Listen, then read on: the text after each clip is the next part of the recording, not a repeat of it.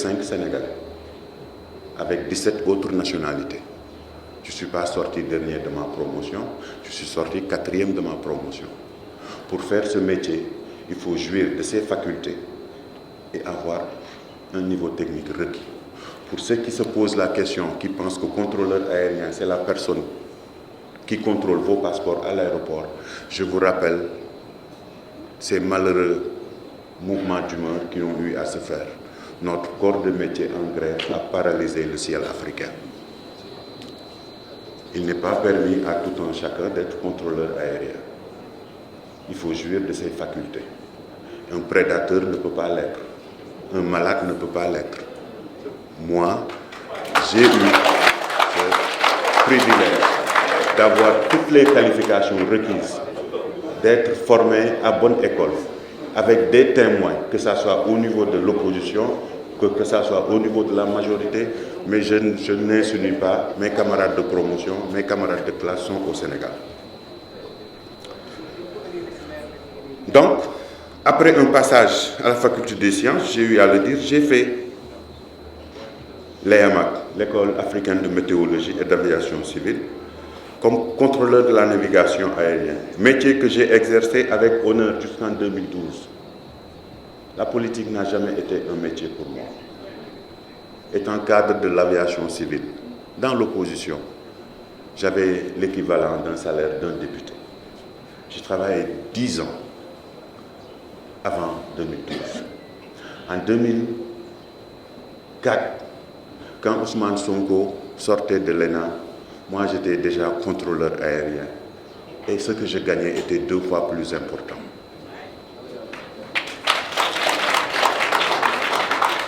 Comme vous le savez, les personnes qui sont pressenties pour occuper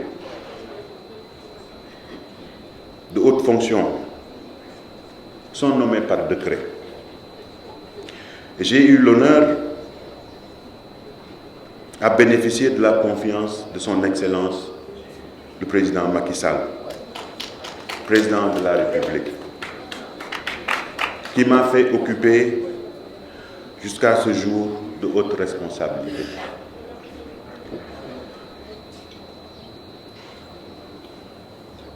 J'ai bénéficié de 7 décrets de nomination du président de la République. Je compte bien, je dis 7. Et vous savez que les personnes qui sont pressenties à occuper ces hautes fonctions, qui sont nommées par décret, font l'objet d'une enquête de moralité. Donc cette fois, les services dédiés ont enquêté sur ma moralité, à savoir est-ce que j'ai eu à voler, est-ce que j'ai eu à fréquenter des mauvais endroits, est-ce que j'ai eu des problèmes avec la justice, à savoir est-ce que j'ai. Formalité que M. Ousmane Sonko, par tous ses excès de perversité, de méchanceté et de haine, ne peut pas remplir. Aujourd'hui, même si le président de la République voulait le nommer, Ousmane Sonko ne peut pas être nommé. Parce que vous et moi, nous savons qu'il ne remplit pas les critères de la bonne moralité de par les endroits qu'il fréquente. Moi, je suis profondément républicain. Et je crois à la liberté, je crois à la démocratie. Mais le soubassement de mes convictions sont la foi musulmane. Je ne m'en cache pas. Et Dieu, lui, il fait référence à Dieu, il se prend pour un imam. Donc, il devrait comprendre et il devrait savoir que Dieu a eu à dire dans le Coran: soyez fermes dans vos devoirs envers Dieu et soyez des témoins équitables. Et que la haine pour un peuple ne vous incite pas à être injuste. Pratiquer l'équité, cela est plus proche de la piété. Ayez de la piété envers Allah. Certes, Allah est parfaitement connaisseur de ce que vous faites. Si on se réfère à cette sourate 5, verset 8, qui émane d'un Coran, lui, les agissements, ses fréquentations, ses agissements, son comportement le réduit au meurtre, à la punition, à la lapidation. Convenez avec moi que l'on juge une personne sur les actes qu'il commet et non sur ses paroles. J'attends Ousmane Sonko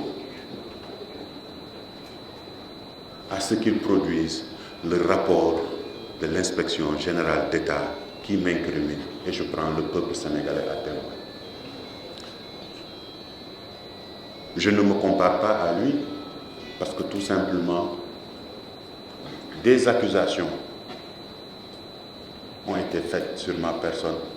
J'ai eu un comportement et je pense que ce comportement est le comportement d'un digne Sénégalais qui croit à la République.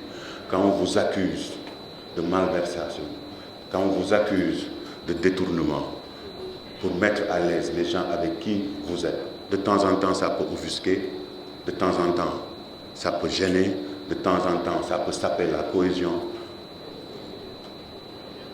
Mais la dignité humaine et les valeurs auxquelles nous, on s'identifie, nous imposent. Je ne dis pas que je suis le seul, mais en tout cas, très rares sont les gens qui ont eu ce comportement. Accepter de se démettre de ses responsabilités, accepter de se démettre de ses privilèges de juridiction, accepter d'aller affronter la justice en tant que citoyen simple. Il a eu l'occasion de le faire. En tout cas, moi, au moment opportun. Et je suis, jusqu'à présent, prêt à le faire s'il produit un rapport de l'inspection générale d'État qui m'incrimine. Je prends à témoin le peuple sénégalais. Je renoncerai à toutes sortes de privilèges de juridiction ou de privilèges de droit et j'accepterai de me soumettre à la justice. Il n'a pas eu, lui, à faire ce comportement. Il avait l'occasion de prouver que c'était un digne fils. Il a été accusé par une personne que vous connaissez. Il n'a pas démissionné. Il a été accusé de problèmes de mœurs et d'activités contre nature. Il a fait appel à son immunité pour se protéger. Il a été accusé de perversité et de délinquance sexuelle. Il a appelé la jeunesse de ce pays à résister à ce que la loi qui nous régit nous tous ne soit pas appliquée. Maintenant, sa stratégie consiste à allumer des contre-feux, des pare-feux, pour nous faire oublier qu'à lui, on lui demande tout simplement de donner ses salives ou de se rincer l'oreille ou un cheveu. On ne lui a pas demandé son sang, mais il refuse parce qu'il ne veut pas se blanchir. Donc lui, il est coupable. Et moi, je suis coupable.